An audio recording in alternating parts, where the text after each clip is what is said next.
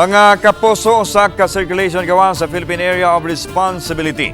Ang padayon karong gimonitor sa pag-asa, wa pa hinoon ipadaplit sa pag-asa ang posibilidad nga mamahimo kining usa ka low pressure area ug kung mahimo man kining low pressure area sa mosunod nga mga adlaw, ipanglantawan nga makapikto na usab sa Mindanao ug ang trough o extension nini. Samtang ang nasinating pag-uwan karong adlaw dinhi sa Central ug Eastern Visayas mugna sa Easterlies. Ang Easterlies ang nakapikto karon sa dakong bahin sa nasod, ilabi na sa Eastern section. Kahapon, pipila ka mga dapit sa Eastern Visayas ang nakasinati og kusog nga mga pag-uwan mugna sa Easterlies. Kini naglakip sa Borongan City, Eastern Samar ug nakatala og 21.6 mm. Tacloban City, Leyte nagtala og 28.0 mm.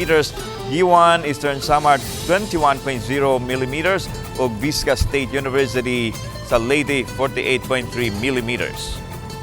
Until this week, diri sa Central ug Eastern Visayas, expected nato ang mostly cloudy to cloudy or partly cloudy to cloudy with sunny periods gihapon ta. Makasinati gihapon ta ang pagsilang sa haring adlaw, but naagihapon gitawag nato na mga dili magdugay na mga pag-uwan.